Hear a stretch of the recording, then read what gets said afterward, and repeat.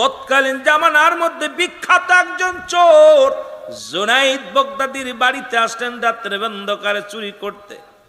গভীর মনোযোগ, কথাগুলো দিলের কান্ডা লাগা শুনে নিবেন, কাজে লাগবে আপনাদের, আপনার কাজে লাগবে, আমার জিন্দেগি কাজে লাগবে। জগৎ বিখ্যাত একজন চোর, তিনি হয়ে গেলেন আল্লাহর ওলি। আল্লাহ কাকে কখন আল্লাহর দপ্তরে নাম লিখে নেন কেউ বলতে পারি না। ফকরগিরি করো না, আমলের বাহাদুরি করো না, ইমানের বাহাদুরি করো, ইমান নিয়ে যেন মরতে পারো। আমলের বাহাদুরি করো না, আমি এত আমল করি, আমি এত আমল করি, এত দান করি, ফকর বন্ধ করো, এত ফকর করো। আল্লাহ তুমি যেন আমার ইমান হারা করো না। বেলালের মতো ইমান দিও, ওই মুসলমান ওয়াসকরণীর মতো ইমান দিও, ও মুসলমান হাফসি বেলালের মতো ইমান দিও, আবু বক্কারের মতো ইমান দিও, হযরত উমরের মতো ইমান দিও। এমন ইমান আমাদের দিও যেন ইমান থেকে বঞ্চিত হয়ে যায় না। লা ইলাহা, নাই কোনো ইলাহ ইল্লাল্লাহু এক আল্লাহ ছাড়া। এ মুসলমান, নাই কোনো মাবুদ এক আল্লাহ ছাড়া গো, নাই কোনো মাবুদ এক আল্লাহ ছাড়া, ইল্লাল্লাহ, নাই কোনো মাবুদ এক আল্লাহ ছাড়া। আল্লাহকে পাওয়ার একমাত্র ঠিকানা মাধ্যম হলো মুহাম্মাদুর রাসূলুল্লাহ। জোরে জোরে চিল্লায় বলেন সাল্লাল্লাহু আলাইহি ওয়াসাল্লাম। জোরে জোরে চিল্লায় একবার বলা যাবে না মারহাবা? আর একটু জোরে জোরে চিল্লায় বলেন আল্লাহু আকবার। ইবনে সাবাত প্রতিদিন চুরি করে ধরা পড়ে যায়। যুবক মানুষ রাতের অন্ধকারে চিন্তা করে মহল্লার মধ্যে চুরি করব। রাতের অন্ধকারে আর একটা মহল্লায় চলে গেলেন। এই মহল্লায় চুরি বাদ দিয়া জুনাইদ বাগদাদির শহরের মধ্যে চলে গেলেন। যাইতে যাইতে রাতের অন্ধকারে জুনাইদ বাগদাদির ঘরের মধ্যে ঢুকলেন ইবনে সামাদ। জোরে জোরে চিল্লায় বলা যাবে না মারহাবা? ইবনে সাবাদ উনি কি করলেন? জুনাইদ বাগদাদির ঘরের মধ্যে প্রবেশ করলেন। রাতের অন্ধকারে ঢুকলেন, ঢুকিয়া দেখে একখানা যায় নামাজ পড়া আছে ঘরের মধ্যে। হুজুর গেছে কোথায়? তাহাজ্জুদের নামাজ পড়বে রাত্রে অন্ধকারে। হুজুর গেছে ওযু করতে, বাকি কাজ সারে, জরুরাত কাজ সেরে ওযু করতে গেছে। ইবনে সাবাদ ঘরের মধ্যে ঢুকিয়া দেখে যায় নামাজ বিছানো। লক্ষ্য করে চারিদিকে দামি দামি কাপড়, তসবিহ পড়ে আছে, কোরআন শরীফ পড়ে আছে।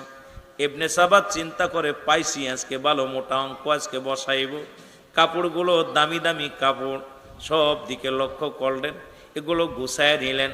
ইবনে সাবাদ সব কাপড়গুলো গুছাইয়া একত্রিত করে যখন বাঁধবে, চিন্তা করে বাঁধার তো কিছু নাই, কেমনে বাঁধবো, এটা তো বেঁধে নেওয়া লাগবে।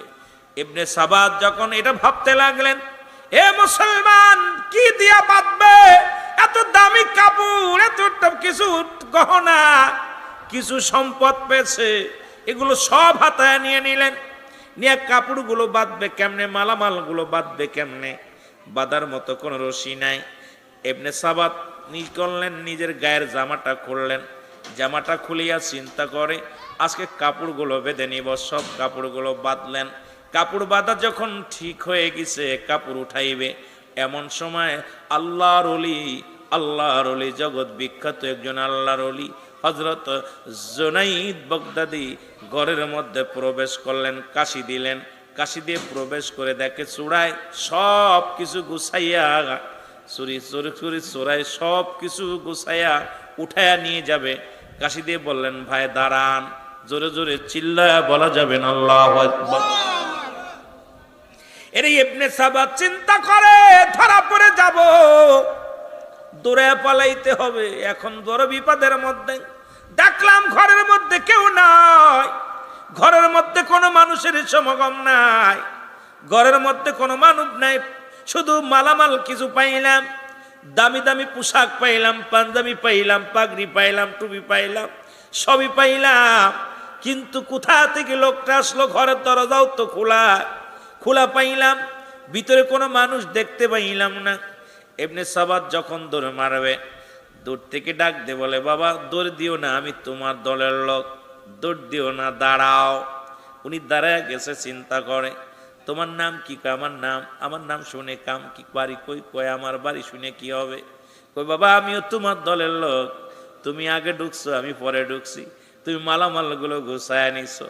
বাবা তুমি তো বাবা মালামালগুলো কাপড় চোপড়ে সব গুছায় নিছো, আমার একটু দেরি হয়েছে, আমিও আজকে কল্পনা করেছিলাম এই বাড়ি চুরি করব, কিন্তু দুজনই তো একই দলের মানুষ, ভয়ের কোনো কারণ নাই, দাঁড়াও তুমি একটু ধৈর্য ধরো, তুমি তো দেখছি ক্লান্ত, তুমি ক্ষুধার্ত অবস্থায় আছো, দেখি মালিকের বাড়ি কোনো খাবার আছে কিনা। কয় কি বলতে চায়, নিশ্চিত উনি মালিক, এই জন্য আমাকে বলতেছেন। এই কথা বলিয়া আল্লাহর ওলি মুসলমান শুনে নাও, হযরত জুনায়েদ বাগদাদী ভিতরে যায় একটা মগ দুধ আনিয়া, যখন দুধ লয়ে আসতেছিল উনি চিন্তা করে নিশ্চিত কোনো মালিক, আজকে চুরি করেছি, মানুষকে ডাক দিতে গেছে, আশা পর ধরা পড়ে যাব, আমাকে মারবে, আমাকে লোকজনের হাতে তুলে দিবে, পালাইতে হবে, যে কোনো বাহানায় যে কোনো শিলায় পালাইতে হবে। দূর থেকে যখন পালাইতে গেছে জুনায়েদ বাগদাদী ডাক দিয়ে কয় বাবা পালানোর দরকার নাই, আমি তোমার দলের লোক, এই নাও দুধ পেয়েছি, এই কোটি দুধ খেয়ে নাও, কারণ তোমার গায়ের মধ্যে বল নাই, তোমার গায়ে কোনো বল নাই, তুমি ক্লান্ত, এতগুলো কাপড় তুমি কেমনে মাথায় নেবে গো, এতগুলো মালামাল তুমি নিয়ে টানতে পারবে না। কয় তুমি যাই বলো, যতই দুধ খাওয়াও, আজকের মালের ভাগ আমি কাউকে দিব না, অনেক দিন বেশি চুরি করতে পারি না, আজকে সুযোগ বুঝে পেয়েছি, তোমাকে তুমি পাশে এসেছো, ভাগ দিব না। আল্লাহর ওলি ডাক দে কয় বাবা আমার লাগবে না, তুমি নিয়ে যাও, আমার লাগবে না, তুমি নিবে, তোমারটা তোমার এই দেব, আমি তোমার কাছে ভাগ চাই না, দুধটা খেয়ে নাও। দুধ খাইলেন, গায়ে বল হলো, এবার বলে চলো যাই, দুটি টুপলা বাঁধি, একটা টুপলা আমার মাথায় তুলে দাও, আর একটা টুপলা তোমার মাথায় নাও, কারণ এত কাপড় তুমি একা নিতে পারবা না, বড় টুপলাটা আমার মাথার মধ্যে দাও, ছোট টুপলাটা তুমি নাও, ছোট বোঝাটা তুমি নাও। আল্লাহর ওলি ও মুসলমান শুনে নাও, এ মুসলমান, ইবনে সাবাত ছোট বোঝাটা নিলেন, বড় বোঝাটা মুসলমান ওই আশিকের মাথায় তুলে দিলেন, তুলে দিয়া পর দুজনেই ঘর থেকে বাইর হয়ে গেলেন। আগে আগে যায় ইবনে সাবাত, পিছে পিছে যায় আল্লাহর ওলি, তখনও চিনতে পারে না মুসলমান। জুনায়েদ বাগদাদী পিছে পিছে যায়, ইবনে সাবাত গালাগালি করে, রাগ করে, ধাক্কা মারে, ঘুষি মারে, চর মারে, দরিদ্র ধরা পড়ে যাব, রাত যখন শেষ হয়ে যাবে লোকজন ধরে ফেলবে, মেরে ফেলবে, এমনকি লাথি পায়া দিয়ে লাথি মারলেন আল্লাহর ওলি গায়ের মধ্যে, এমন লাথি মারলেন ছুটে পড়ে গেলেন, গোড়ায়া গোড়ায়া রক্ত গা দিয়া ঝরে, গায়ের মধ্যে লাথি মারে, চর মারে, চাটি মারে, আল্লাহর ওলি কান্দে আর ডাক দে বলে এ ভাই আমাকে তুমি মারছো মনে দুঃখ নাই, আসলে আমার গায়ের মধ্যে কোনো বল নাই, আমার গায়ে কোনো শক্তি নাই, আমি আস্তে আস্তে নিয়ে যাব, তোমার কোনো ভয় নাই, এলাকার মানুষ দেখবে না, মানুষগুলো তোমারে কিছু বলবে না, চলো আমি আস্তে আস্তে তোমার মালামালটা নিয়ে যাই। নিয়ে যাওয়ার পর যখন দূরে যাইতে যাইতে একটা জায়গা যাওয়ার পর উনি বললেন মালগুলো রাখো, মালগুলো রাখলেন, রেখা দিয়া বললেন হুজুর মালগুলো রেখে দিলেন। আল্লাহর ওলি জুনায়েদ বাগদাদী মালগুলো রাখলেন। ইবনে সাবাত বলতেছে তুমি মালগুলো টেনে এনে দিলে, তোমার শুকরিয়া আদায় করি, কত রাগ করলাম, কত তোমাকে মারলাম, কত গালি দিলাম, তুমি প্রতিবাদ করো নাই, তোমারে আমি বললাম আবার আগামীকাল যখন চুরি করতে যাই তোমাকে সঙ্গে নিয়ে যাব, তোমাকে একটু বেশি মাল দিব, আজকে আমি কিছু তোমাকে দিব না, আমার প্রয়োজন। আল্লাহর ওলি জুনায়েদ বাগদাদী কয় বাবা আমার কিছু লাগবে না, আপনি লয়ে যান, আমি রওনা হয়ে যায়। আর আপনাকে একটা অনুরোধ করি, শুইনালান বাবা, যে বাড়িতে ডাকাতি করতে গিয়েছেন ওই বাড়িতে আবার যাবেন, আরো বেশি মালামাল পাবেন। জোরে জোরে চিল্লায় বলা যাবে না আল্লাহু আকবার, জোরে জোরে মহব্বতের সঙ্গে চিল্লায় বলেন আল্লাহু আকবার। কামেল মুকাম্মেল ওলি দুনয়নে দেখতে পাও, যদি কামেল মুকাম্মেল ওলি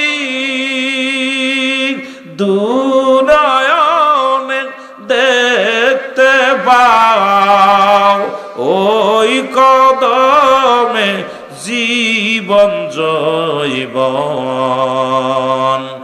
ও গো বন্ধু দাও, আর ওই কদমে তোমার জীবন টুকু ঢেলে দাও। আল্লাহর ওলি বলে গেলেন, ডাকতে বলে, ভাই তোমাকে আমি আঘাত করেছি, ঘুষি মেরেছি, তোমার গায়ের মধ্যে লাথি মেরেছি, তোমাকে কত গালমন্দ করেছি, একটা প্রতিবাদ করো নাই। তোমার মতো এত ভালো চোর আমার নজরে কোনোদিন পড়ে নাই। তুমি যাইতেছো, যাবার আগে আল্লাহর ওলি ডাক দে কয়, বাবা আমারই তো ভুল ছিল, আমি কেন তোমার বোঝাটা ঠিক মতো টেনে দিতে পারি নাই। তুমি আমাকে মেরেছো, আমি অন্যায় করেছি, তোমার উপকার আমি করতে পারি নাই, এই জন্য আমাকে গালি দিছো, আমাকে ঘুষি মারছো, আমার গায়ের তুমি লাথি মারছো, কোনো কষ্ট আমার নাই। তবে বাবা তোমার বলি, আমি তোমার উপরে কোনো অভিযোগ নাই, তোমার উপরে কোনো ক্ষিপ্ত আমি নাই, রাগান্বিত নয়।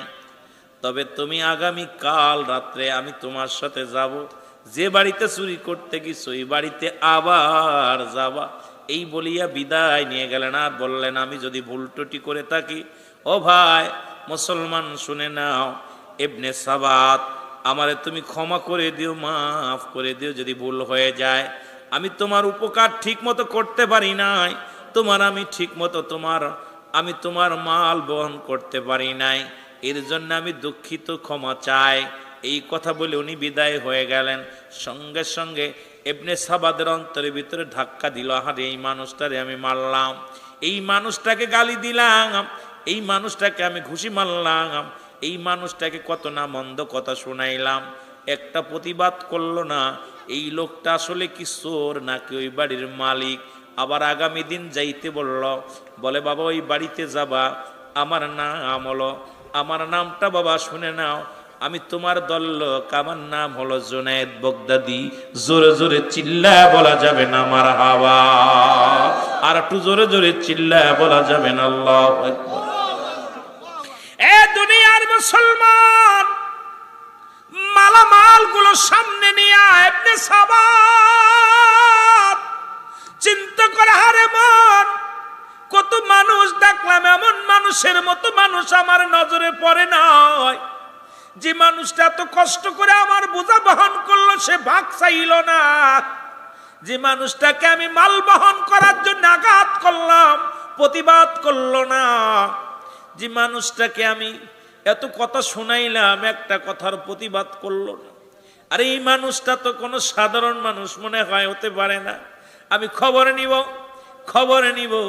এই কথা বলার পর শান্তি পেলেন না, মালামাল পড়ে থাকলেন, পাগলের মতো ছোটাছুটি করা শুরু করলেন। ইবনে সাবাত কি করলেন, কাহারে মন, যাব ওই বাড়িতে যাব। খুঁজতে খুঁজতে চলে গেলেন। পরের দিন যা খবর নিলেন, এ মুসলমান শুনে নাও, উনি রওনা হয়ে গেলেন। যা পর উনি জিগাইতেছেন, ভাই পাশে যা বলতেছে, ভাই এই গ্রামের মধ্যে মুসলমান শুনে নাও, জুনাইদ বগদাদি নামে কোনো ব্যক্তি আসেনি, জুনাইদ নামে কোনো মানুষ আসেনি। সবাই কয়, কত বড় পাগল রে, কার নাম ধরো, তুমি কি চেনো তারে? তুমি আমার হুজুরের নাম ধরো, জগৎ বিখ্যাত একজন আল্লাহর ওলি, ওরে তো সবাই চেনে, সবাই চোর চেনে। ওই মুসলমান ইবনে সাবাত চোরকে সবাই চেনে, সবাই চিন্তা করে নিশ্চিত হুজুরের বাড়ি আজকে কাম সারবে, এই জন্য হুজুরের ঠিকানা চায়, জুনাইদ বগদাদির ঠিকানা চায়, তার বাড়িটা খুঁজতে চায়। কারণ রাতের অন্ধকারে ঢুকছে, বাড়িটা খেয়াল নাই।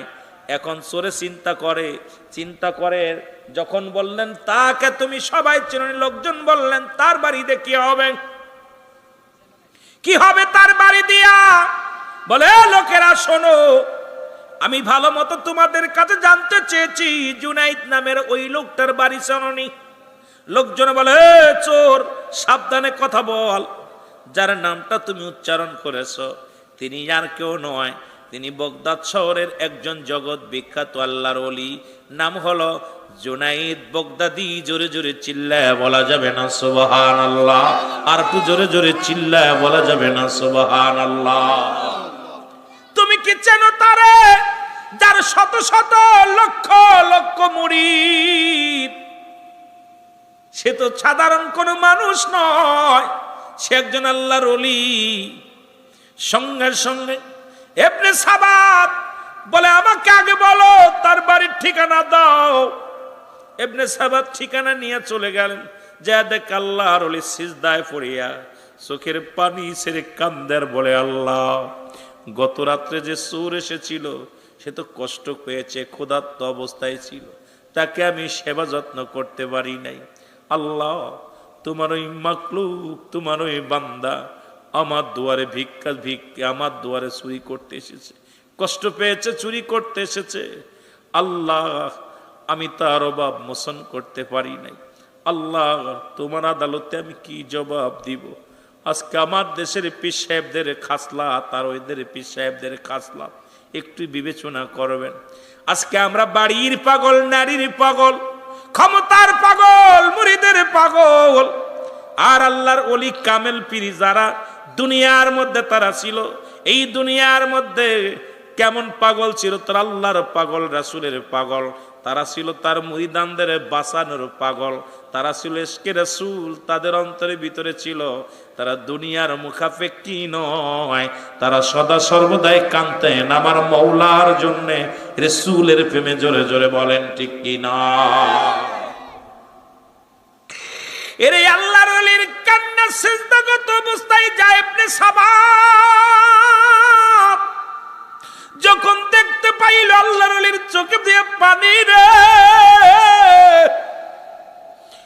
দৌড়ে যায় কদমের মধ্যে পড়ে কাঁদে আর ডাকতে বলে, আল্লাহর ওলি, ও আল্লাহর ওলি, আমি আপনাকে চিনতে পারি নাই, আমি আপনাকে না চিনে আমি মনে করেছি আমার জাতি ভাই, আমিও চোর আপনিও চোর। কতই না দুর্ব্যবহার করেছি, কতই না কষ্ট আপনাকে দিয়েছি, আপনার গায়ে হাত তুলেছি, এমনকি আপনাকে লাথি পর্যন্ত মেরেছি, ধাক্কা মেরেছি, আপনি প্রতিবাদ করেন নাই। আল্লাহর ওলি জুনায়েদ বাগদাদী কয়, সাবাত, আমি যদি তোমার খবর নিতে পারতাম তুমি অন্যায়টা করতে না, আমি যদি তোমার ক্ষুধার্ত মিটাইতে পারতাম তুমি মানুষের বাড়ি চুরি করতে না। তুমি চিনতে পারো নাই বাবা, আমি কোনো কষ্ট পাই নাই, তুমি আমাকে আঘাত করেছো, আমি তোমার কাজ করতে পারি নাই। আমি ক্ষুধার্ত অবস্থায়, আমি মাস যাই, সপ্তাহ চলে যায়, খাবার জোটে না, সপ্তাহ চলে যায়, একটা খুরমা খেয়ে জীবন যাপন করি। রাতের বেলা দিনের বেলা রোজা রাখি, রাত্রে বেলায় একটা খুরমা খেয়ে ইফতার করি। এই হলো আমার জিন্দেগি। আর আমার দেশের পীর সাহেবদের খাওয়ান দেখলে মাথা খারাপ হয়ে যায়।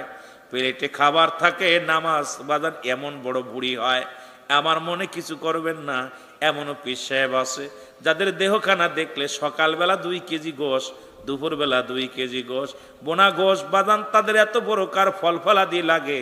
আল্লাহর মাহবুব বান্দা যারা, তারা দুনিয়ার ফল ফলাদির মুখাপেক্ষী নয়, আল্লাহর ইবাদত বন্দেগী করে জিন্দেগি পার করে। জোরে জোরে বলেন ঠিক কি না?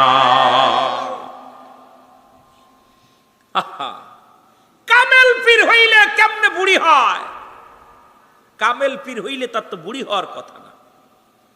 আমার পীর কেবলা জানকে যারা দেখেছেন আট্টসি আমার হুজুর পাক, সে খাবারের অভাব ছিল না। যদি মনে করতো প্রতিদিন একটা করে গরু বনবে, পারতো কি পারতো না? কথা বলেন, পারতো কি পারতো না? কিন্তু তিনি খাবার নিয়ে সামনে বসলে বলতো, আল্লাহ, আমার মুরিদের পেটে খাবার নাই, মুরিদের পণ্যে কাপড় নাই।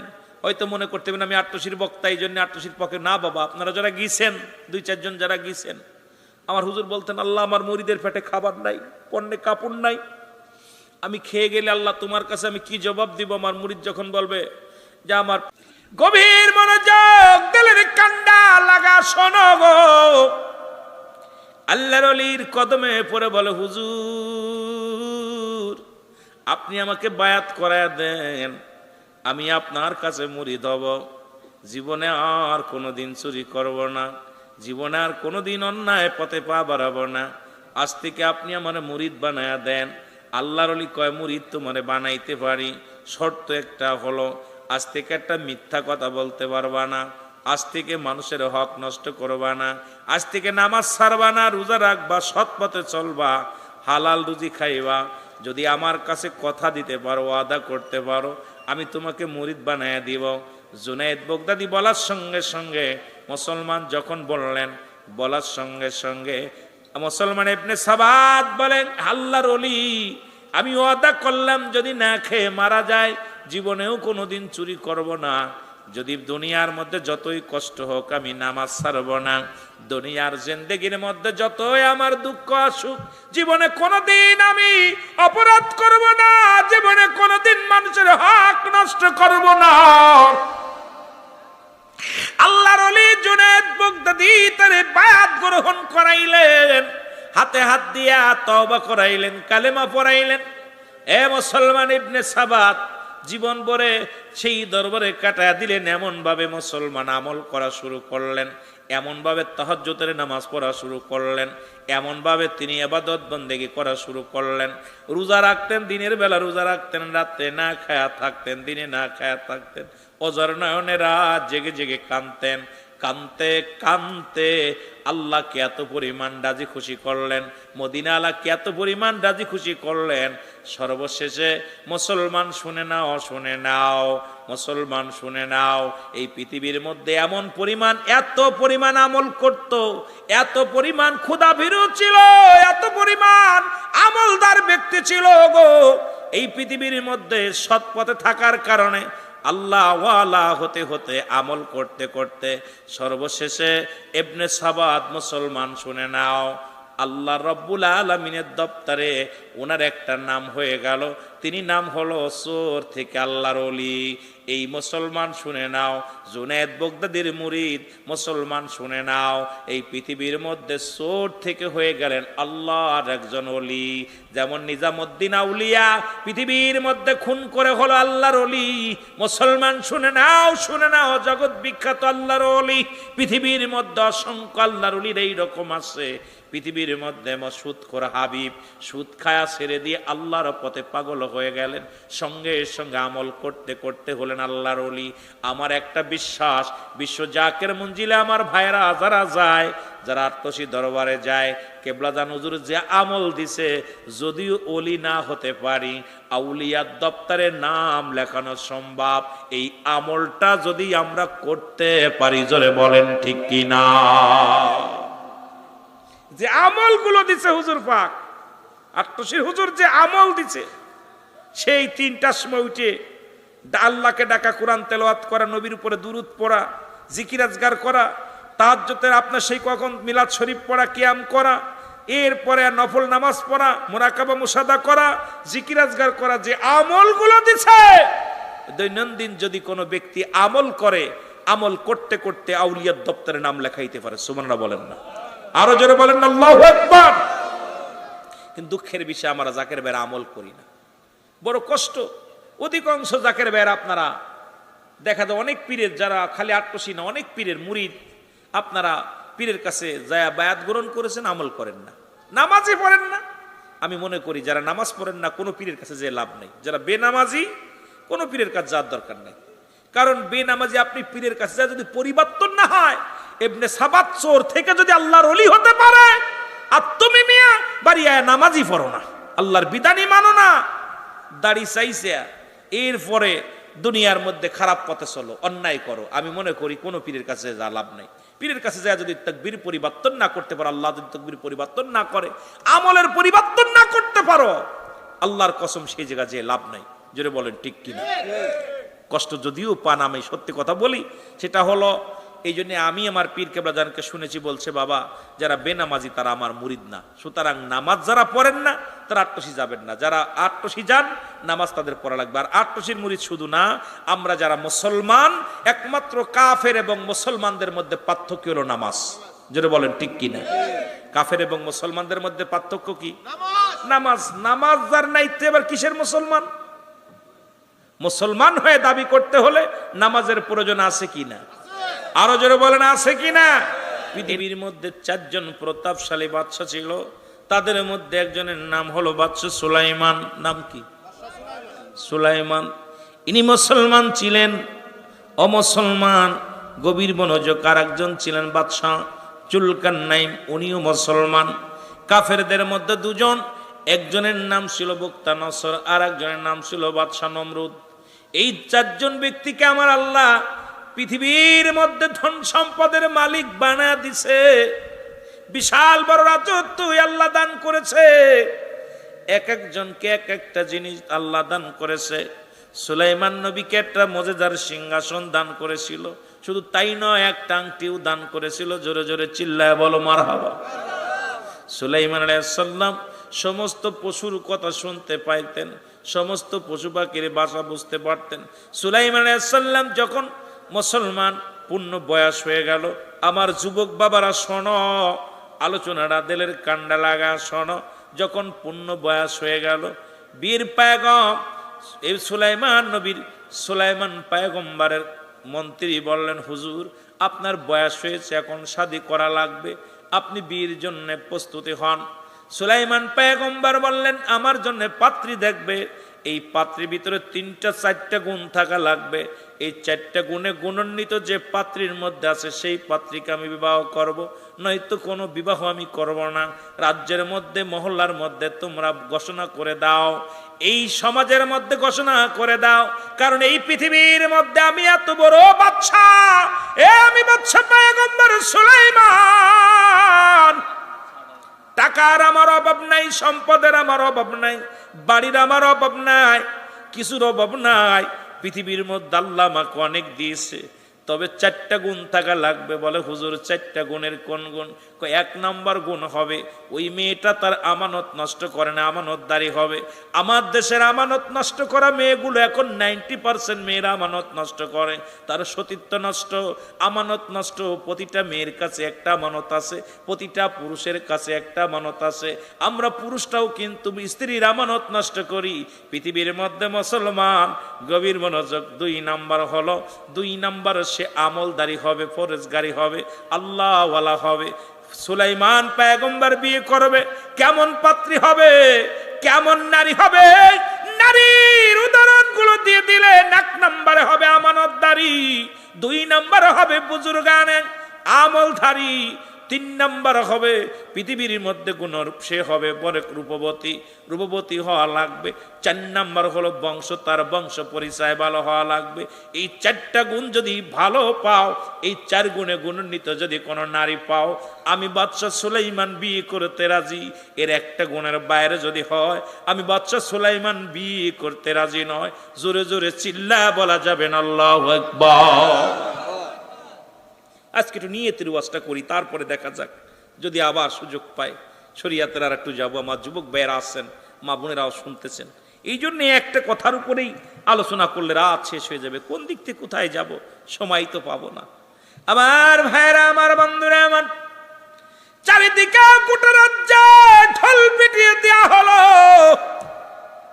ইলহাম দেওয়া হলো বাদশা সুলাইমান বিয়ে করবে, পয়গম্বর সুলাইমান নবী বিয়ে করবে। পাত্রী খুঁজতে লাগলেন, পাত্রীর বিবরণ দেয়া শুরু হলো। সপ্তাহ ঘুরে যায়, কোনো পাত্রী চিঠি লেখে না সুলাইমানকে বিয়ে করার জন্য। গোটা রাজ্য, গোটা দেশ একটা নারী পা গেল না। পা গেল মুসলমান। মুসলমান গভীর মনোযোগ। একজন জাইলা মুসলমান, শুনে নাও, সেই জাইলে মশায় মাছ ধরতে যায়, নদীতে মাছ ধরতে যায়। উনি শুনতে পাইলেন সুলাইমান পয়গম্বর বিয়ে করবে, আর পাত্রী লাগবে 4টা গুণের গুণান্বিত একটা পাত্রী লাগবে। জেলে মনে মনে চিন্তা করে, আল্লাহ তুমি তো আমার একটা মেয়ে দিছো, এই মেয়েটার ভিতরে 3টা গুণ আছে, একটা গুণ নাই। দেখি আমি এই পায়গম দিব, বিয়ের পায়গম দিব। যদি আমার সুলাইমান পয়গম্বর যদি আমার জামাতা হয়ে যায়, আমার কপাল খুলে যাবে, আমি একজন আল্লাহওয়ালা ব্যক্তিকে জামাই হিসেবে পাবো, একজন বুজুর্গানের দিনকে আমি জামাই হিসেবে পাবো। দুনিয়ার আমার কোনো লোভ নাই, সম্পদের কোনো লোভ নাই, আমি বাড়ি চাই না, গাড়ি চাই না। আল্লাহ আমাকে একটা রূপবতী মেয়ে দিছে, মাশাআল্লাহ। এই রাজ্যের মধ্যে সবচাইতে রূপবতী মহিলা মেয়েটা হলো আমার মেয়ে, আমার কাছে অনেক সুন্দরী। 2 নাম্বার, আমার মেয়েটা বিশাল আমলদারি, তাহাজ্জুদের নামাজ কাজা দেয় না, রোজা কাজা দেয় না, নামাজ ছাড়ে না, বেপরদায় চলে না, পৃথিবীর কোনো পুরুষের মুখ দেখে নাই। আর আমাদের মেয়েরা কলেজে যায়, স্কুলে যায়, তাদের যে ল্যাংটা অবস্থা, যে বেহায়া অবস্থায় যায়। আজকে কয়টা মেয়ে রাখছেন হেফাজতে?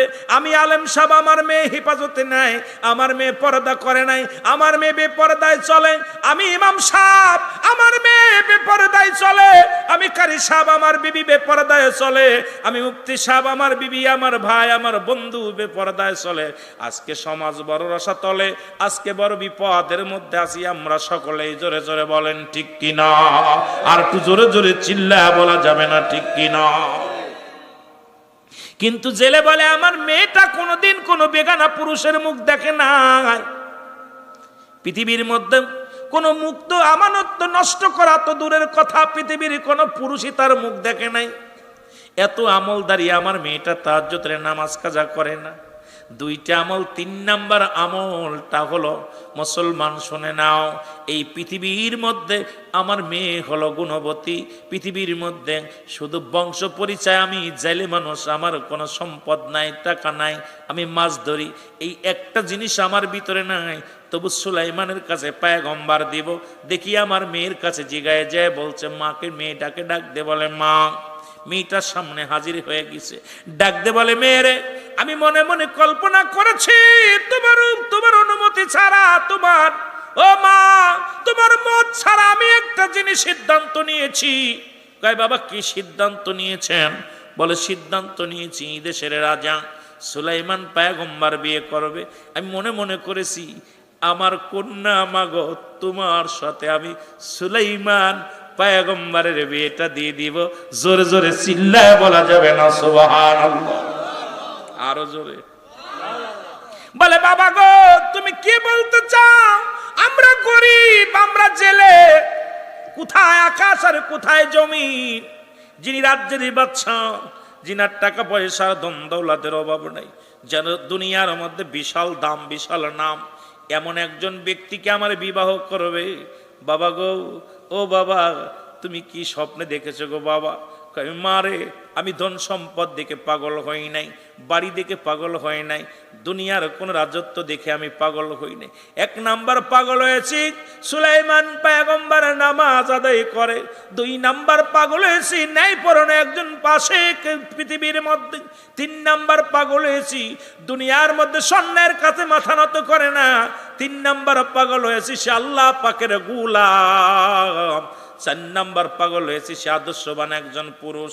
এমন একজন এইরকম কিছু গুণাগুণ দিতে লাগলেন, এই জন্য আমি পাগল হয়েছি। যদি সুলাইমান পয়গম্বর আমার জামাতা হয়, আমার জামাই হয়, কারণ একটা কন্যা সন্তান হলে একটা জান্নাতের মালিক হওয়া যাবে। এমন একজন আল্লাহ বুজুর্গানে দিনে যদি আমার জামাই হয়, আল্লাহর দরবারে আমি জবাব দিতে পারবো। মারে, আমিও সুখী হব, তুমিও সুখী হবা। মেয়েটাও সঙ্গে সঙ্গে 2 রাকাত নফল নামাজ আদায় করেন। আদায় করে এসে বলে বাবা গো, কি বলতেছিলে বাবা গো? বলে মা রে, তোমার ভিতরে 3টা গুণ আছে। 1 নাম্বার তুমি আমানতদারি, 1 নাম্বারে তুমি আমানতদারি, 2 নাম্বারে তুমি পৃথিবীর মধ্যে আমলদারি, 3 নাম্বার তুমি গুণরূপবতী, 4 নাম্বারটা আমাদের মধ্যে না, আমরা দরিদ্র। মেয়েটা বলে আল্লাহ, ও আমার আল্লাহ, আমি আমার বাবার কথা শুনে আমি মনে প্রাণে আমার জামাই হিসেবে, আমার স্বামী হিসেবে আমি সুলাইমানকেই কবুল করে নিলাম। জোরে জোরে চিল্লায় বলা যাবে না সুবহানাল্লাহ? আর একটু জোরে জোরে চিল্লায় বলা যাবে না আল্লাহু আকবার? সুলাইমান পয়গম্বরের কাছে চিঠি লিখলেন। চিঠি লইয়া উজিরের কাছে পৌঁছাই দিয়ে হলো। সপ্তাহ ঘুরে গেল, 1খানা চিঠি মাত্র হাতের মধ্যে আসলো। কয়খানা? জোরে বলেন কয়খানা? 1খানা চিঠি আসলো। এর চিঠিখানা পাইয়া উজির থরথর করে কাঁপে, কারণ যিনি পৃথিবীর মালিক, আল্লাহ তাকে ধন ভান্ডারের মালিক বানায়া দিছে, অর্ধ পৃথিবীর মালিক বানায়া দিছে। এই লোকটার লগে জালের মেয়ের বিয়ের কথা কেমনে বলবো? উজিরকে ডাক দে, বলে উজির রে, তোমরা কি কোনো মেয়ের সন্ধান পাইলা কি না? উজির বলে হুজুর, বেয়াদবি মাফ করবেন, রাজ্য ঘুরে আসলাম, কোনো মেয়ে তো পত্র লেখে নাই আপনার সঙ্গে বিবাহের জন্যে। একটা পত্র পেয়েছি, এই যদি অব্যয় দেন এই পত্রটা আমি পেশ করতে পারি আপনার কাছে। উজির বলার সঙ্গে সঙ্গে বাদশা, উজির রে, কে সেই মেয়েটা, ভাগ্যবতী মেয়েটা আমার বিয়ে করার জন্য রাজ্যের প্রধান, আমি বাদশা সুলাইমানের সঙ্গে বিবাহের জন্য রাজি হয়েছে, আর সেই 4টা গুণ সেই মেয়ের মধ্যে আছে, একটু বলো তার পরিচয়। বলো হুজুর বেয়াদবি মাফ করবেন, যদি অভয় দেন তাহলে বলতে পারবো। আল্লাহর পাগল বাদশা সুলাইমান, ও মুসলমান শুনে নাও, ডাক দে বলেন, বল আমি তোমাকে নির্ভয় দিলাম, তুমি বলো, ভয়ের কোনো কারণ নাই, বলো। বলো হুজুর আপনার রাজ্যে কোনো মেয়ে পত্র লেখে না, একটা পত্র লেখছে, একটা জেলের মেয়ে। বলে কি বলতে চাও, পত্রটা আমার হাতে দাও। পত্রটা পড়ে দেখে, হুজুর জীবনে বড় স্বপ্ন আমার, জীবনে কিচ্ছু চার নাই, কিচ্ছু চার নাই, মুসলমান পয়গম্বর সুলাইমান আমার স্বামী হবে, আমি স্বামীর খেদমত করব, আমি তার গোলাম হইয়া দুনিয়ার মধ্যে থাকব, আমি আমল করব, আমি পৃথিবীর মধ্যে রাজ্যের লোভ নাই, সম্পদের লোভ নাই, শুধু আপনার কদমের পাইতে চাই, ধুলা পাইতে চাই, আমি আপনার রানী হতে চাই পৃথিবীর মধ্যে, ইতি আমি অমক।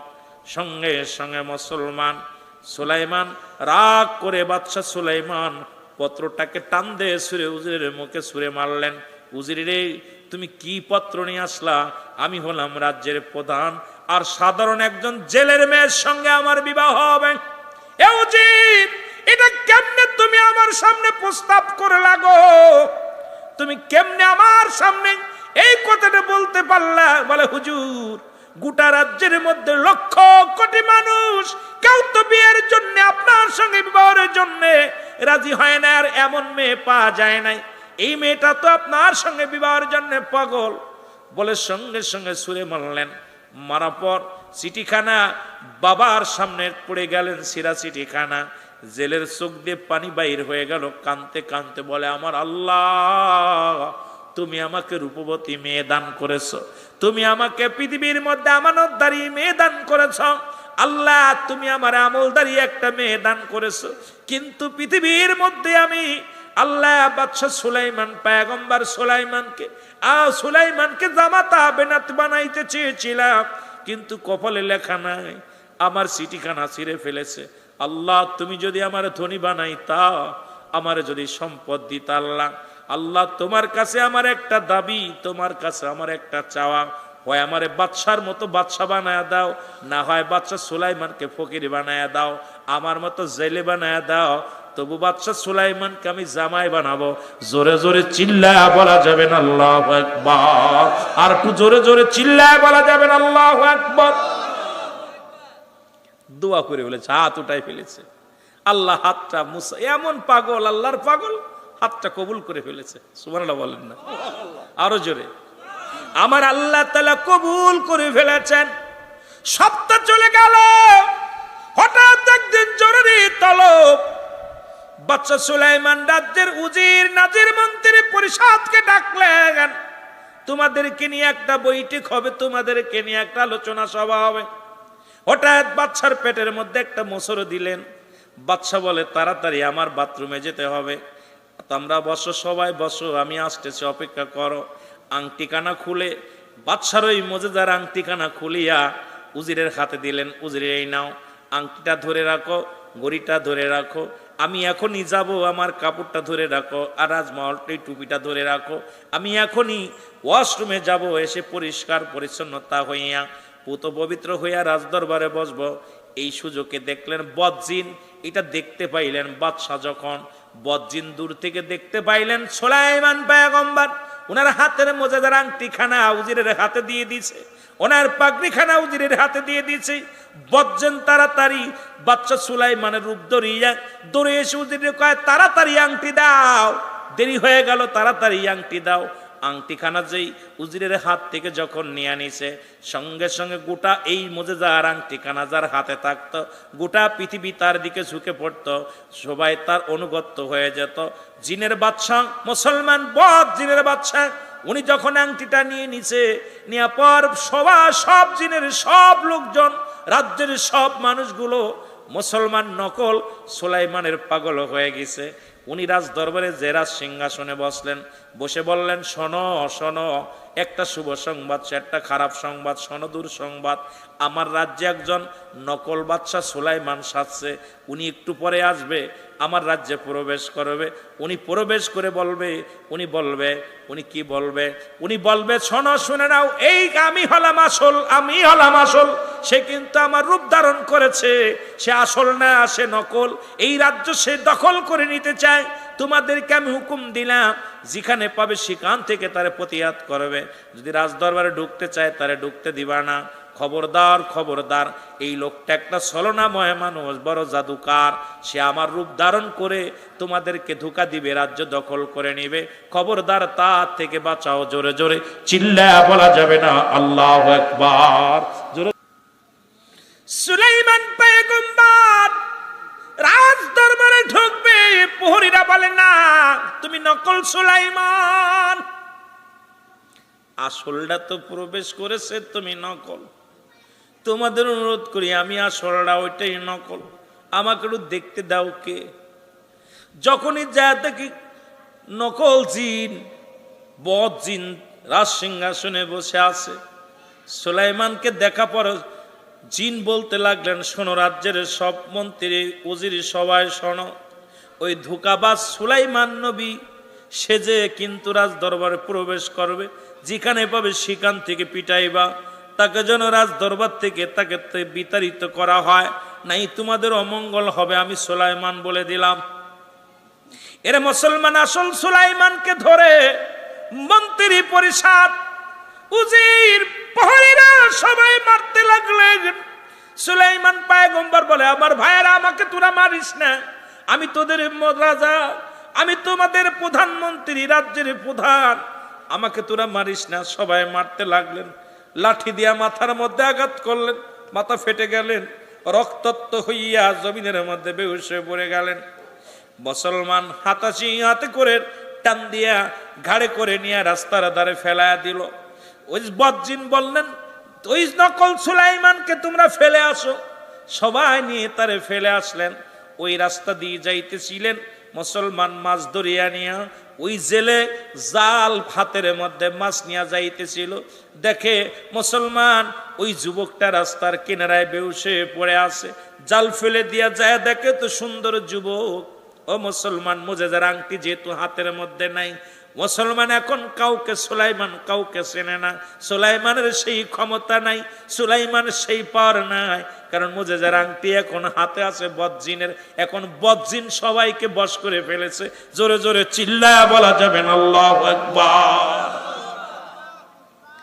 জাইলা সবকিছু থুইয়া দেখে মাথা ফাটায় লেছে। কয়, বাবা তোমার নাম কি? কইতে পারে না। বাড়ি কই? কইতে পারে না। কোথায় ঠিকানা? কইতে পারে না। আহারে, এত সুন্দর চেহারা সুরত যুবক ছেলেটা।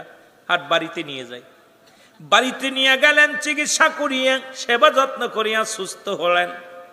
আজ যেদিনকে উনি বাড়ি নিলেন, ওদিনকেই নদীতে যায় বিপুল প্রচুর পরিমাণ মাছ পাইলেন। চিন্তা করে, আমার কপাল, যুবকটাকে বাড়িতে আনলাম আর এত পরিমাণ মাছ পাইলাম, যুবকটা ভাগ্যবান। সুবহানাল্লাহ বলেন। যুবকটাকে আরো বেশি বেশি সেবা যত্ন করতে লাগলেন, পুরো সুস্থ হয়ে গেলেন।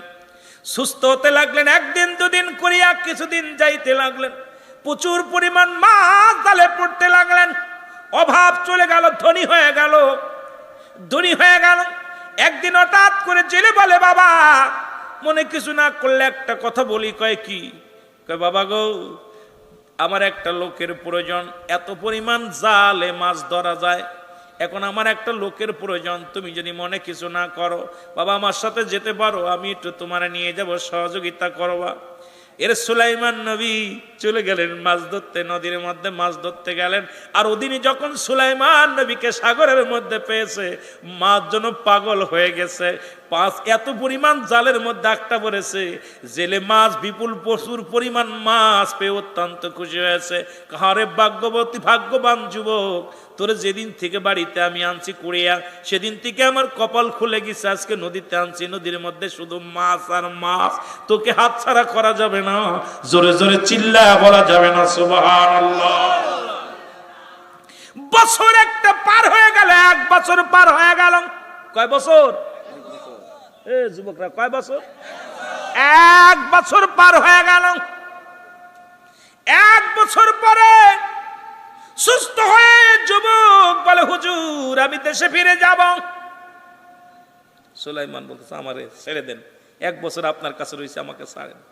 কয় বাবা ছেড়ে দিব, তবে যাবার তোমার প্রতি মায়া জমে গেছে, ভালোবাসা জমে গেছে। যাবার আগে একটা কথা আমি তোমার কাছে জানতে চাই। বলে কি কথা? কয় বাবা আমার বাড়িতে কয়জন মানুষ তুমি জানো? আপনার বাড়িতে 3 জন। কয় কেডা কেডা? আমি, আপনি আর আপনার বিবি। সুবহানাল্লাহ বলেন না। আপনি, আমি আর আপনার বিবি। জেলে বলে না বাবা না, আমার বাড়িতে আর একজনও আছে। কয় কে? আল্লাহ তাআলা আমার একটা কন্যা দান করেছে, এই কন্যাটা আছে। এ মুসলমান যুবক বলে হুজুর এতদিন 1 বছর আপনার বাড়িতে আসি, আজ পর্যন্ত আপনার বাড়িতে যে মেয়ে আসি এটা শুনেও নাই, দেখেও নাই। আর আমাদের এলাকার মধ্যে যদি কোনো হুজুর বাড়িতে ঢোকে, ওরে জানালা বাইঙ্গে দেখে হুজুর কালো না ধলা, জোরে কোন ঠিক কিনা। আর যদি সুন্দর যুবক যায় তোর অবস্থা কাহিল। ওটা কই না কেন? কয়েকদিন আগে তাহেরি ভাই আর আমি গেছি একটা মাহফিলে। আইরে ভাই রে ভাই, ওয়াল ভেঙে ফেলে, জানলা দরজা সব ভেঙে ফেলতে, মহিলারা ঘুরতে পেরে দেখার জন্য আমাকে আমার মাফ করেন, আমি ফালাই আনতে অবস্থা। কিন্তু 1 বছর যুবক, 1 বছর যুবক বাড়ির মধ্যে, কিন্তু মেয়ে আছে বাড়ির মধ্যে, দেখে নাই, জানেও নাই, শুনতেও পারে নাই। বলে চাচা মিয়া কি বলতে চান? আপনার বাড়ি আপনার মেয়ে আছে? কয় বাবা হ্যাঁ একবার একটা যুবতী মেয়ে আছে। সুবহানাল্লাহ বলে।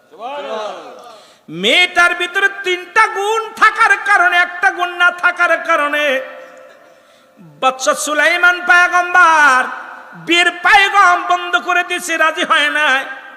আমি বাবার সামনে পত্র ছিঁড়ে ফেলেছি, সেদিন থেকে আমি মনে বড় কষ্ট। মেয়েটাকেও বিবাহের কথা বলি না, মেয়েও বিবাহের কথা বলে না। বলে কি বলতে চান? বলে শোনো, এই দেশের প্রেসিডেন্ট সুলাইমান, বাদশা সুলাইমান বড় শখ ছিল তিনি বিয়ে করবে। 4টা গুণ। 1 নাম্বার গুণ তার আমানতদারি হবে, 2 নাম্বার গুণ আমলদারি হবে, 3 নাম্বার গুণ তার রূপবতী হবে, 4 নাম্বার গুণ ধন সম্পদের মালিক, ভালো অবস্থাবান হবে। কিন্তু 3টা গুণ আমার মেয়ের ভিতরে ছিল। 1 নাম্বার গুণ এই পৃথিবীর মধ্যে আমার মেয়েটা আমানতদারি, পৃথিবীর কোনো পুরুষ তারে দেখে নাই, পৃথিবীর কোনো পুরুষের সামনে যায় নাই। 2 নাম্বার আমানত, আমার মেয়ে কোনো আমল ছাড়ে না, আমার মেয়েটা কোরআন পড়ে, আমার মেয়েটা নামাজ পড়ে, আমার মেয়েটা আমলদারি, বড় আমলদারি। আমার মেয়ের কারণে বাদশা পয়গম্বর সুলাইমান মেনে নিতে পারে নাই। আমার মেয়েটা শুধু কান্দে আর রোজা রাখে আর কান্দে, আল্লাহর দরবারে ফরিয়াদ করে। বড় আশা করেছিলাম বাবারে বড় জামাই বানাবো সুলাইমান, বাদশা সুলাইমানকে, এটা হলো না। এখন তোমার প্রতি আমি রাজি, তুমি নামাজ পড়ো, রোজা রাখো, বড় আমলদারি বাবা, তোমার আমার ভালো লাগছে। যদি আমার এই কন্যাকে তুমি বিয়ে করতে, আমি তোমার জামাই বানাইতাম, তোমাকে আমি সুলাইমানের জায়গা, সুলাইমানের স্থান তোমার আমি দিতাম। জোরে জোরে চিল্লা বলা যাবে না সুবহানাল্লাহ। বাবা যদি রাজি হও তাহলে মেয়েটারে তোমার সঙ্গে বিয়ে দিতাম। চিন্তা করে, বিয়ে তো একটা করতে হইব, রাজ্য তো গেছেই গেছে, সবই গেছে। যুবক চিন্তা করে যাক, আর এই ওর যাক বিয়েটা করেই ফেলি। ঠিক আছে, যেহেতু আমলদারি 3টা ইগুণ নাই, 1 ভালো আমলদারি, আর এবারই মেয়ে আছে আমরা জানি না। আর আমাদের দেশের ভাই এই ওয়াজ তো করা যাবে না, দরকার অনেক ওয়াজ করছি, ইউটিউবে পাবেন। যেহেতু পর্দার ওয়াজ আমিরুল আমিন সিদ্দিকী হকের ওয়াজ যেভাবে করছি, বাংলাদেশে মনে হয় কোনো বক্তা এরম করে নাই। যেভাবে জিনা ব্যভিচারের ওয়াজ আমিরুল আমিন সিদ্দিকী করি, তারপরেও মানুষকে ফিরাইতে পারি না পথ থেকে। কারণ এই যে চরিত্র কালচার এত নষ্ট হওয়া হয়েছে, এখান থেকে পথে ফিরানো সম্ভব না।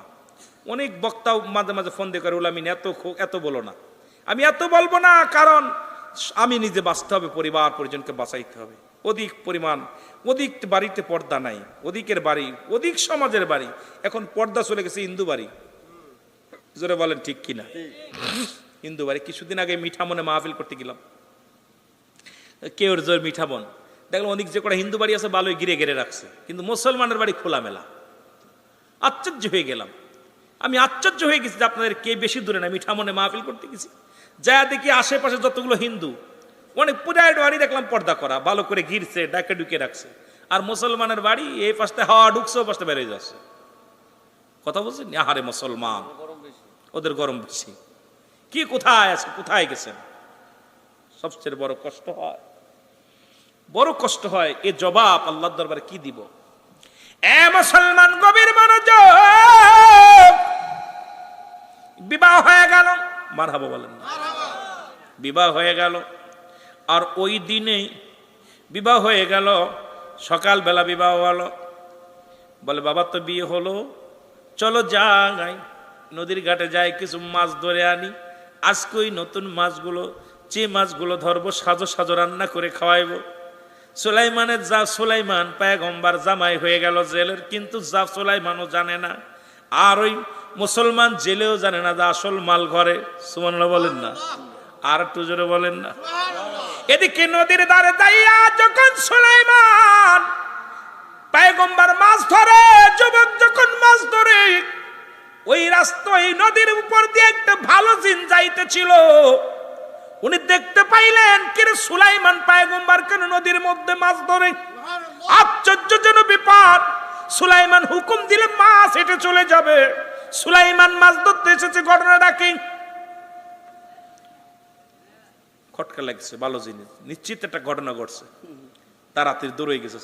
ভালো জিনটা যায় দেখে বদ জিন রাজত্ব দখল করে একদম বসে আছে, রাজত্ব দখল করে রাজ্যের অভাব আনাটন দেখা দিছে। রাজ্যের মধ্যে মানুষে মানুষে মারামারি, কানাকানি। সবাই কয় সুলাইমান এত বড় বদ হয়ে গেল, বিয়াদব। একটা বছর পার হয়ে গেল, কোন রাজ্যের কোনো ভালো কাজ করে না, খালি খারাপ কাজ করতেছে। বদ জিন ও তো একদম শেষ করে দিচ্ছে। কথা বোঝেন নাই? সবাই বলা বলি করতেছে। ভালো জিনটা যায় বলতেছে, ভাই পাহাড়ের কি হয়েছে? কয় আমাদের রাজার জন্য কি হয়েছে? সুলাইমান কারোর লোকে কথা বলে না, রাজ্যের অবস্থা দেখে না, ঘুরে গেলে রাজ্যের মানুষ শেষ, কোনো মানুষের দিকে তার কোনো খবর নাই। কোনো জিন ভূত সব কিছুর ভাষা জানতো, কিন্তু উনি রাজ্যের মধ্যে বয়া থাকে আর ঘুমায়। উনি কোনো দিক, উনার কোনো দিক খেয়াল নাই। উনি যায় দেখে বদ জিন। বদ জিনকে দেখে ভালো জিন এমন দাবড় শুরু করছে, দাঁড়া! যেই তারা দিছে বদ জিন দৌড় শুরু করছে। এমন দৌড় দাবড় শুরু করতে করতে একদম নদীর ভিতর দিয়ে দৌড়ে গেছে। নদীর ভিতর যাইয়া বদ জিনের হাত থেকে আংটিটা ফেলে দিছে। সুবহানাল্লাহ বলেন না। ফেলবে তো ফেলবে। সুলাইমান পয়গম্বরের সামনে একদম ওই ফেলার সঙ্গে সঙ্গে ওই আংটিটা, মুজেদার আংটিটা বড় একটা মাছে খেয়ে ফেলছে। সুবহানাল্লাহ বলেন। আর একটু জোরে বলেন। বড় একটা মাছে খেয়েছে। আর মাছে যেই খাইছে, ওই নদীতে যত মাছ ছিল, ওই বড় মাছটার, সব বড় মাছটার জন্য পাগল লেগে গেছে। সব ঝাঁকে ঝাঁকে লক্ষ লক্ষ মাছ, ছোট বড় যত ছিল সব ওই মাছের জন্য পাগল হয়ে গেছে। সুবহানাল্লাহ বলেন না। কারণ ওই আংটি যার হাতে থাকবে তার জন্য সবাই পাগল। আর সুলাইমান আর ওই জাইলে এক জাল ফেলেছে, আর এত পরিমাণ মাছ উঠছে, বড় মাছটা তো বাঁচছেই, যে মাছটা আংটি খেয়েছে ওই মাছটাও জালের ভিতরে আটকা পড়েছে, আর এত পরিমাণ মাছ ধরা পড়ছে, জাল উঠাইতে পারছে না। একটু মহব্বতের সঙ্গে জিকির করেন, সুবহানাল্লাহ, আলহামদুলিল্লাহ, লা ইলাহা ইল্লাল্লাহ। আরো জোরে সুবহানাল্লাহ, আলহামদুলিল্লাহ, লা ইলাহা বাইজান মগর মনের বেদনা, হায় হায় বুঝাইলে কেউ বোঝে না, আইরে শোনাইলে কেউ শোনে না, বলো শোনাই শোনে না, বলো শোনেন হে মদিনা, লা ইলাহা জোরে লা ইলাহা, মহব্বতে বলেন লা ইলাহা, লা ইলাহা মুহাম্মাদুর সাল্লাল্লাহু আলাইহি ওয়াসাল্লাম। এই দুনিয়ার মুসলমান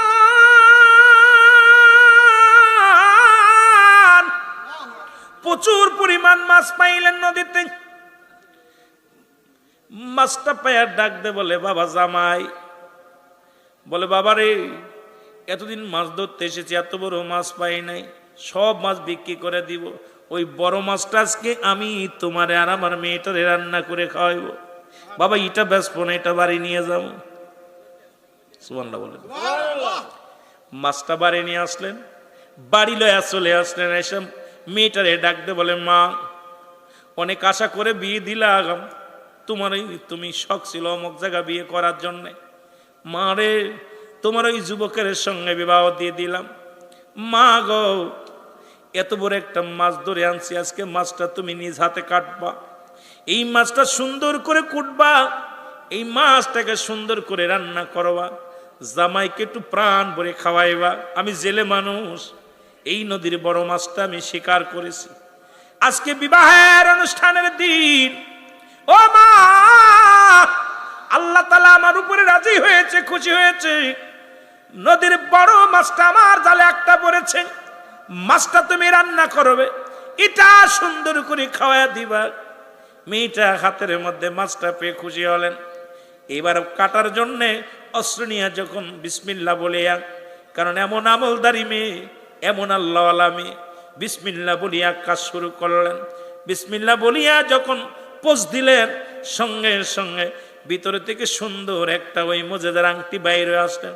আংটিখানা দেখার সঙ্গে সঙ্গে মেয়েটার চোখ ছানা ভরা হয়ে গেল। আশ্চর্য, এ আল্লাহ তুমি কত বড় নিয়ামত আজকে জুঠায় দিছ, আজকে আমার বাসর, আর এই বাসরের রাত্রে আমার জামাইরে আমি উপহার দিব আংটিখানা। তুমি কুদরতি রহমতের হাত দিয়ে আমাকে দান করেছ আংটিখানা। আল্লাহ আমার স্বামীর হাতে আমি নিজ হাতে পরাইয়া দিব আংটিখানা। জোরে জোরে চিল্লায়া বলা যাবে না সুবহানাল্লাহ। আংটিটা যেই কন্যার হাতে আইছে, বাচ্চা সুলাইমানও মেয়ের জন্য পাগল, সব পাগল, বাড়ির গোষ্ঠী শুধু সব মেয়ের কথা হনে, কারণ এই আংটি যার হাতে থাকবে মজার আংটি, সবাই তার পাগল। লুকায় রাখছে। রাত্রে বাসর লম্বা আলোচনা, এত লম্বা করতে পারবো না, শেষ করতে হবে। হায় হায়, 12:30 দরবারের মাহফিল 12টার বেশি রাখা যায় না। আমিও অসুস্থ, কয়েই যাচ্ছি, চিন্তা করতেছি, দেখ আপনাদের কিছু মানুষের ভালোবাসা পাইছি, ভালোবাসা পায় কথা বলতেছি, নিজের কষ্টের কথা। এদিকে রক্তে দেখছেন কাপড় ভিজা গেছে, হাঁটু কিন্তু পাঞ্জাবি পর্যন্ত ভিজা গেছে, রক্ত কলতানি ঝরতেছে। এরপর দিয়ে কথা চলতেছে, যেই জোরে জোরে কথা বলতেছি আঘাত পাচ্ছি, পাঞ্জাবি রক্তাক্ত হয়ে যাচ্ছে, কিন্তু আমার ওদিকে খেয়াল নাই। খেয়াল আপনাদের মুখের দিকে, কারণ মদিনাওয়ালা আর পাগলেরা বসে আছে, আমার কেবলা জান হুজুরের পাগলেরা বসে আছে, আমার আল্লাহর গুলামেরা বসে আছে। সারাদিন কষ্ট করেছে, ভ্যান চালাইছে, রিক্সা চালাইছে, দিন মজুরি, ব্যবসা করেছে, এর অটো চালাইছে, এইগুলো ফেলে থুয়ে যদি বসতে পারে, আমি গুনাহগার, পাপীর দুইটা কথা শোনার জন্যে। আল্লাহ আপনাদের উপরে দয়া করুক। জোরে বলো না আমিন, আরো জোরে বলো না আমিন। রাত্র শুরু হয়ে গেল, বাসর দুজনে মিলে নামাজ আদায় করলেন। আদায় করিয়া যখন সালাম ফিরাইয়া মুসলমান শুনে নেন, যুবক ডাক দেওয়ালে, রানী রে তুমি আমার বিবি, তোমার প্রশংসা অনেক শুনেছি, তোমার কাছে একটা কথা জানতে চাই, তুমি আমাকে বিয়ে করার আগে আর কাউকে ভালোবাসনি, কাউকে মন দিয়া দিছিলেনি? ডাক দে কয়, স্বামী আপনার কাছে আমি লুকাবো না, আপনার কাছে আমি মিথ্যা বলবো না। জীবনে একজনকে আমি মন দিয়ে ফেলেছিলাম, জীবনে প্রতিজ্ঞা করেছিলাম বিয়ে যদি করতে হয় তাকে করব, কিন্তু কপালে জোটে নাই, গরিব হওয়ার কারণে আমার কপালে জোটে নাই। ছেলে বলে ডাক দে কি সে? সেই লোকটা কে বলে শুনে নেন, শুনে নেন, শুনে নেন। সেই লোকটা হলো আমার রাজ্যের বাদশা পায়গম্বর, মুসলমান শুনে নাও, সুলাইমান পায়গম্বর। বড় শখ ছিল, জীবনের স্বপ্ন ছিল এমন আল্লাহকে বিয়ে করব, এই দুনিয়ার জিন্দেগির জন্য নয়, আল্লাহকে পাওয়ার জন্য, রাসূলকে পাওয়ার জন্য, জান্নাতে যাওয়ার জন্য বড় আশা ছিল। একজন আলেম, একজন ভালো ব্যক্তি, আমলদার ব্যক্তিকে বিয়ে করব, কিন্তু কপালে না আয়, গরিবর কারণে চোখের পানিগুলো টাচ করে ছেড়ে দিলেন। ছেড়ে দিয়া বলে, স্বামী আমি এসব কথার মনে করতে চাই না। এই 4টা গুণ চেয়েছিল। নাম্বার 1 হলো তার আমানতদারি, জীবনে আমি আমানত নষ্ট করি নাই। 2 নাম্বার আমলদারি, আমি আমলের ঘাটতি রাখি নাই। 3 নাম্বার রূপবতী, আমার মতো আমার মন বলে এই রাজ্যের রূপবতী আর কোনো মেয়ে নাই। 4 নাম্বার একটা ভালো বংশ, কিন্তু আমার বংশটা ওই জালের বংশ, আমি গরিব মানুষ, এই জন্যে বিয়ে হয় নাই। এই কষ্ট নিয়ে মনের ভিতরে, তবে আজকে আমার কষ্ট নাই। আপনার মতো একজন আদর্শবান নামাজি ব্যক্তি পেয়েছি, আমলদারি একজন স্বামী পেয়েছি। আমি অতীতকে ভুলে থাকতে চাই, বর্তমান নিয়ে বাঁচতে চাই। এই কথা বলা পর ডাক দিয়ে বলে, বিবি রে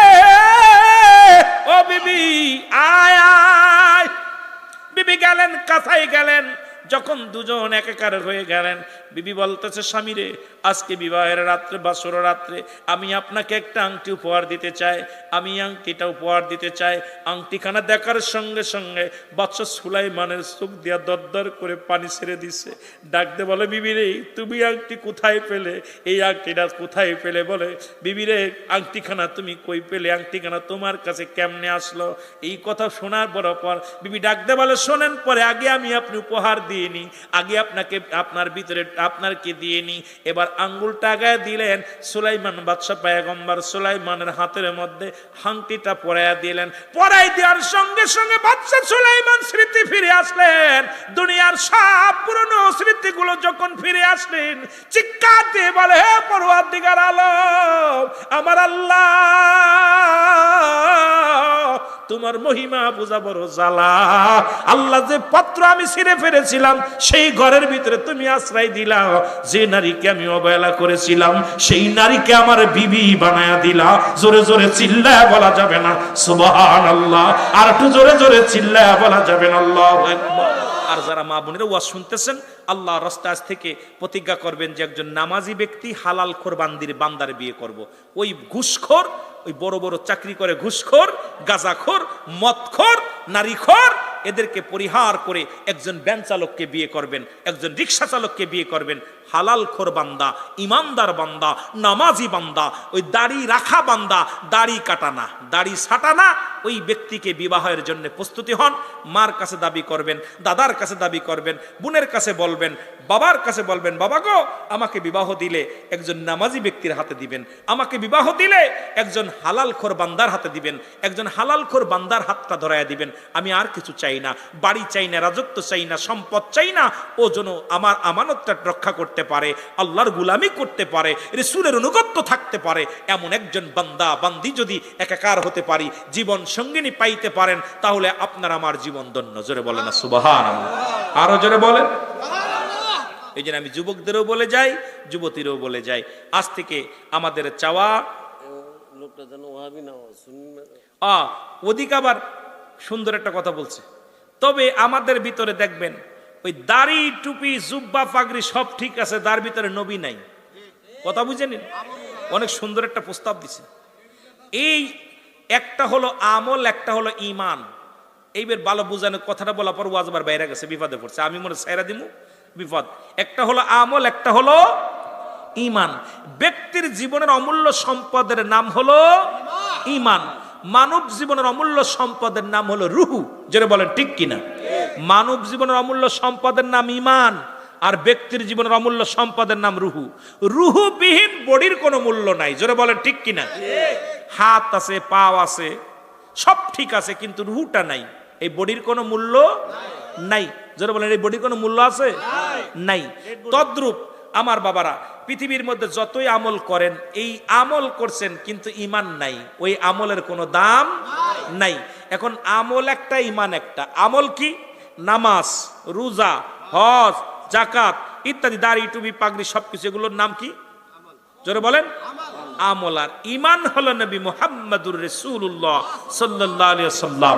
যার ভিতরে নবী নাই, এর আমলের কোনো দাম নাই। এই সমস্ত কাট্টা মৌলবী থেকে সাবধান। জোরে বলেন ঠিক কিনা? এই সমস্ত, এই রাসেল ভাইরা, কি যেন ভাইফার, রাসেল ভাইফারের যত বিষাক্ত, ওই কাঠমৌলবী তাস্তাইতো বিষাক্ত।